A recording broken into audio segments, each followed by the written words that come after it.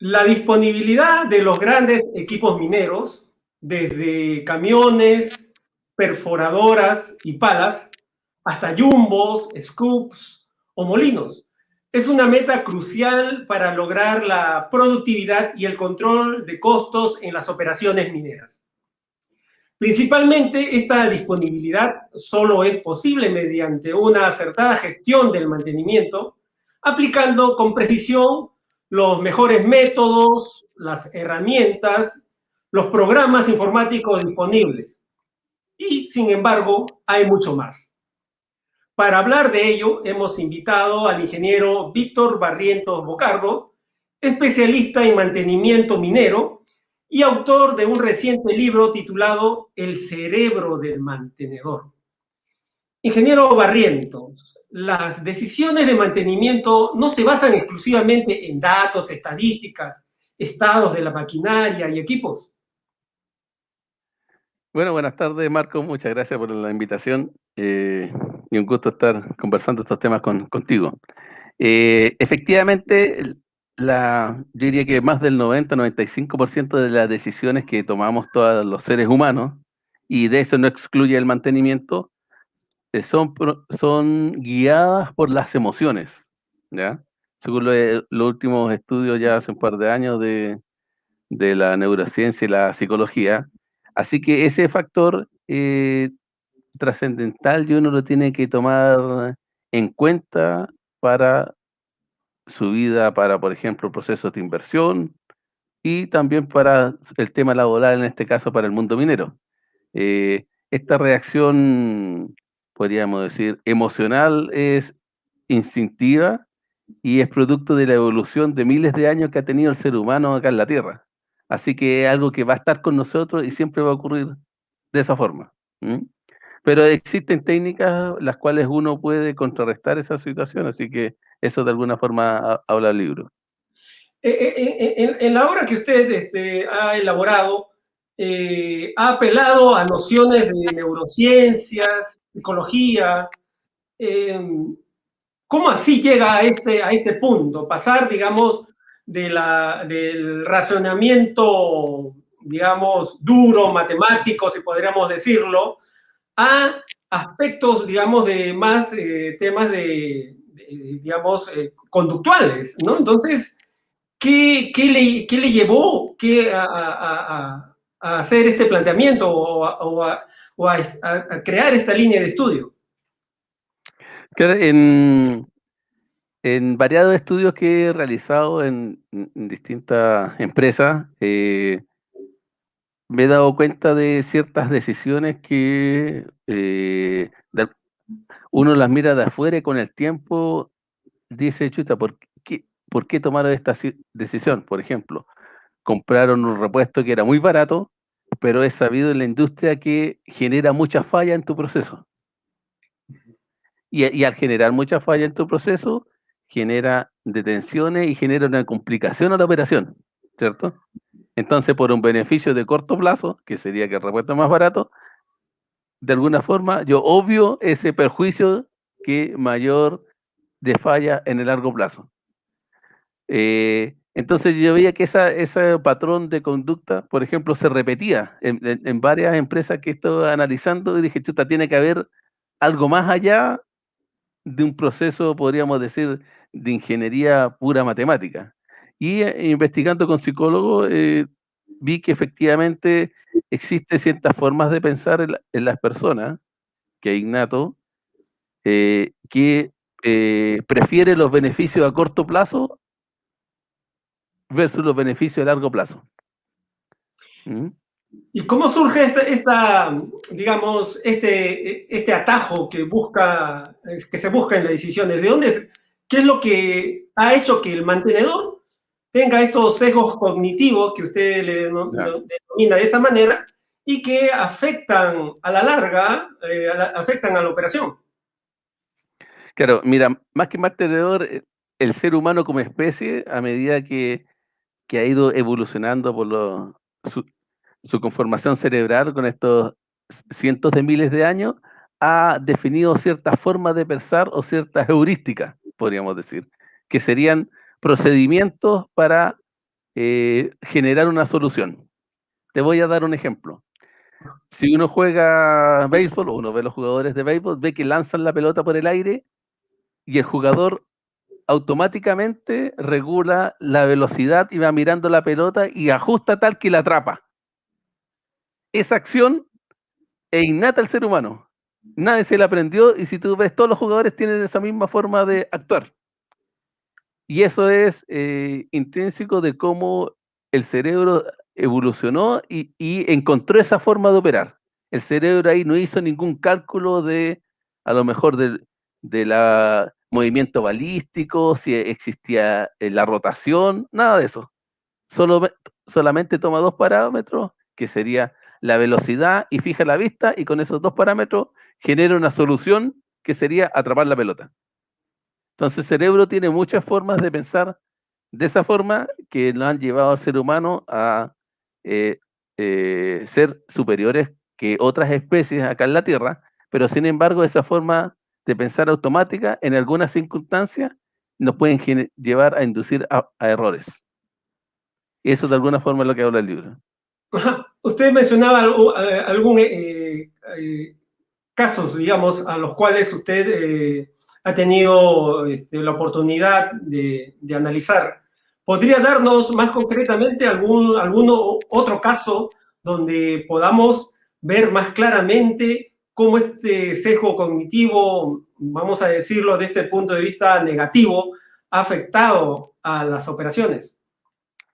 Claro, un caso que me tocó analizar y está en el libro es que, por ejemplo, la reparación de un motor diésel de un equipo minero eh, puede costar, no sé, $400.000. Es decir, nuevo puede costar $400.000, un valor. Sin embargo, repararlo en algunas ocasiones casi sale el mismo valor, ¿ya? Ujú. Y sin embargo, muchas operaciones que deciden es repararlo en vez de comprarlo nuevo. ¿Por qué? Porque repararlo sigue los conductos regulares de los procesos administrativos de cotizaciones y reparación, que todo está de alguna forma estandarizado y está regulado por las operaciones.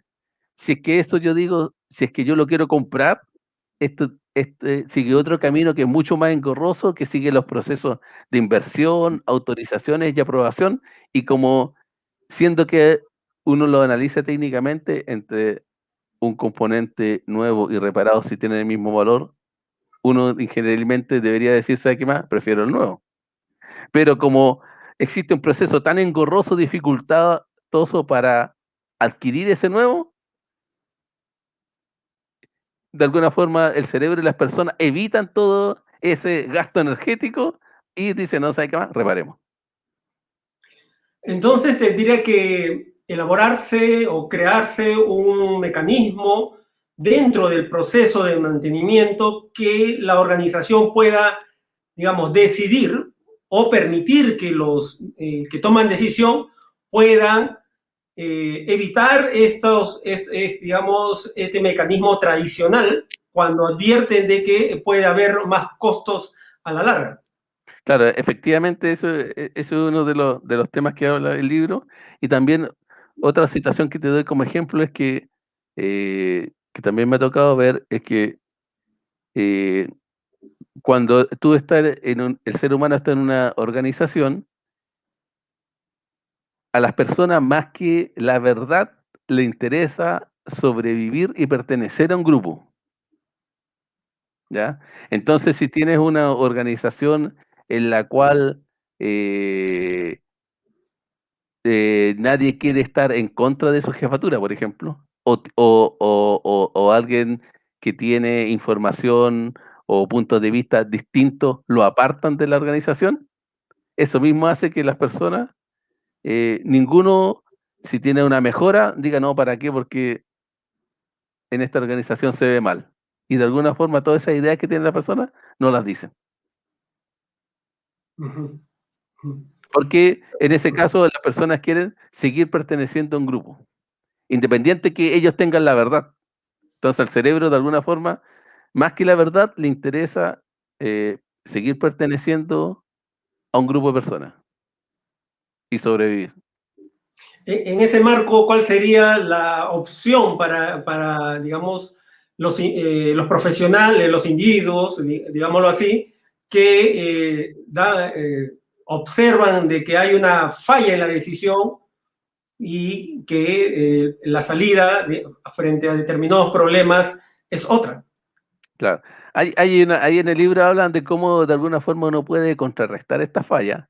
Te voy a dar un ejemplo. Si uno tiene, si uno tiene una carrera, por ejemplo, que siempre ha tenido mantenimiento propio, y si enfrenta una decisión, ¿sabe qué más? Tengo que reestructurar un área de mantenimiento. ¿Qué elijo? ¿Mantenimiento propio o mantenimiento externalizado? Es muy probable que si mi experiencia ha sido solamente propio, yo excluya la alternativa de externalizado. Entonces la técnica que uno debería tomar es, chuta, ¿por qué pienso así? ¿Por qué pienso que el mantenimiento propio es superior que el externalizado? Y de alguna forma refutar su propia forma de pensar. Y Es así al una, contrario. ¿Mm? perdón, ¿cómo digo? Claro, y así al contrario, si alguien ha tenido solamente ha trabajado en organizaciones con mantenimiento externalizado, si se enfrenta a la misma decisión, lo más probable es que prefiera externalizado. ¿Cómo una organización podría generar, digamos, una cultura para romper los sesgos que podrían estar afectando, digamos, a sus objetivos corporativos? Claro, una de las formas es eh, darse un tiempo en tomar la decisión, ¿ya? Y otra forma sería buscar argumentos de alguna forma sólidos y de ingeniería para tomar la decisión. Eso obviamente hace que las respuestas no sean tan rápidas. eh, y cuestionarse su propia forma de pensar. ¿Mm? Esas son algunas formas, unas técnicas que uno eh, puede contrarrestar estos sesgos, esta tendencia que uno tiene a tomar las decisiones lo más rápido posible. ¿Mm? Claro, generalmente los profesionales adoptan las decisiones en base, digamos, a los lineamientos corporativos de las empresas en las distintas áreas de las compañías, ¿no? Claro, Pero desde el punto de vista ya individual, en el interior del profesional, la experiencia y la intuición también son factores muy importantes, valiosos, ¿no? Eh, no es lo mismo un profesional recién egresado de la universidad que evidentemente un profesional con 20 o 30 años o más de experiencia en alguna especialidad, ¿no? De alguna área. Entonces, ¿cómo pueden integrarse y rescatar estas experiencias e intuiciones de los profesionales que ya tienen eh, eh, años trabajando en el campo para eh, poder tomar estas decisiones que sean mucho más provechosas para la organización? claro, efectivamente, tal como tú dices, la experiencia en un oficio hace de alguna forma que esa persona sea más valorada en la organización, ¿cierto? Eh, pero de igual forma, la sugerencia es que siempre se cuestione su forma de pensar y trate de darse un tiempo entre esa decisión instantánea, instintiva por su experiencia y cuestionarla y buscar argumentos que incluso hasta refuten su propia forma de pensar inicial. ¿Mm? Ahora, yo varias de estas cosas y sugerencias que tomé en este libro también se ocupan en medicina. ¿Ah? En medicina hay muchas situaciones donde, eh, igual que los mecánicos, los técnicos abordan un problema en un equipo, o médico en este caso, el problema de una persona, y rápidamente él trata de ver en sus patrones mentales y definir qué enfermedad pudiera ser. Lo mismo de alguna forma el mecánico también lo define. Sin embargo, en estudios que, por ejemplo, se han hecho en Estados Unidos, ya antes del COVID, cerca de la tercera causa de muerte en Estados Unidos, de fallecimiento de personas en Estados Unidos, es producto de errores de diagnóstico. Entonces, de ahí de alguna forma empezó a surgir literatura en la parte de medicina. ¿Por qué los médicos cometían ese error en algún momento, y en algunos casos garrafales, y lo empezaron a relacionar con, por ejemplo, con temas del sueño, por el tipo de turno, la experiencia y todo, y muchas de esas cosas están integradas acá en el libro. Muchos, para tomar las decisiones que impactan a la organización, se toman en cuenta, se toma en cuenta el costo-beneficio. Tomar una cultura, una referencia que pueda impactar a la organización, como la que usted sugiere, tomar en cuenta los sesgos cognitivos y el impacto en la organización. Aplicar este concepto, ¿cuánto beneficiaría a la organización? ¿Se puede estimar eso? Cualitativamente podría estimarse, pero no es por lo menos el ámbito del libro. El libro, como tengo, podríamos decir, el puntapié inicial o la primera vez que yo he buscado la literatura tal que toma decisiones técnicas ya en los procesos de mantenimiento. Digo, muestro que existen cosas que influyen como temas psicológicos, como el mismo cerebro evolucionado a llegar a donde estamos hoy, y cómo ciertas formas de pensar erróneas pueden en algunas ocasiones llevarlo a inducir a errores. Sí, es interesante, evidentemente, la línea de estudio que usted está abriendo, porque generalmente cuando hablamos de mantenimiento, estamos hablando pues de mucha ingeniería, de mucha matemática, de mucho razonamiento, digamos, de pensamiento racional, si le podremos decir. Claro, efectivamente. Pero el aspecto de la decisión, ¿no? En el individuo es evidentemente crucial para poder decir cuán acertado está esa decisión misma, ¿no? Claro. Bueno, Mira, sí. mira, para ejemplificar esta situación te voy a contar un mini caso que está ahí en el libro, que es en una planta de Intel de microchip en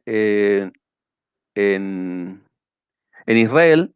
Quisieron ver cuáles podían ser los incentivos de corto plazo para aumentar la productividad de esa planta de producción de microchip de Intel ahí en Israel. Entonces definieron grupos de trabajadores. Algunos le ofrecieron incentivo económico. A otro grupo le ofrecieron, o solamente fue que el jefe le daba un reconocimiento verbal de que habían aumentado la productividad. Y en otro grupo que le dieron, se aumentaba la productividad, le regalaban una pizza familiar. Que ese valor de la pizza familiar era el mismo valor que el reconocimiento en dinero. ¿Ya? Entonces probaron esto 2-3 meses y después vieron que las personas que habían recibido o que el incentivo era una pizza familiar habían aumentado en mayor medida que la productividad que todo el resto de los otros grupos. Entonces vieron que efectivamente, a pesar de que tú puedes decir, da lo mismo a la gente que reciba dinero o que reciba el equivalente en el valor de la pizza, para las personas emocionalmente es distinto a recibir dinero, a recibir a lo mejor una pizza familiar que tiene un componente más emocional. La persona lo recibe en la casa, los niños están ahí, la reciben, la están esperando, si el papá se ganó la pizza, entonces tiene otra connotación a pesar de ser el mismo valor del dinero. Y después quitaron este incentivo y vieron que las productividades de estos grupos volvían a ser las que eran antes, excepto al grupo que se le entregó dinero que era menor a la inicial. Muy interesante. Entonces vieron otro caso donde ya entregar dinero y quitarle el dinero a la persona le afectaba mucho mayor medida emocionalmente que si yo te regalaba una pizza y si no te ganaste el premio no te la doy nomás. Muy interesante, ingeniero Víctor. Bueno, para quienes deseen conocer más detalles, su estudio y el planteamiento que usted realiza, ¿cómo pueden adquirir el libro El cerebro del mantenedor? Bueno, el libro está disponible en forma física solamente hasta ahora en la tienda Amazon, así que ahí lo pueden adquirir ahí en, en Perú, en Sudamérica y por lo menos en Chile yo lo vendo acá directamente desde mi casa y con algunos quieren un autógrafo o algo así. Bueno, será hasta otra oportunidad y hasta un nuevo libro que pueda ahondar en este nuevo campo que usted está abriendo. Sí, ahí ya estamos con las primeras páginas del tercer libro, así que estoy en eso. Muchas gracias. Ya, gracias a ti, Marcos, que esté muy bien, y a toda la audiencia. De igual manera.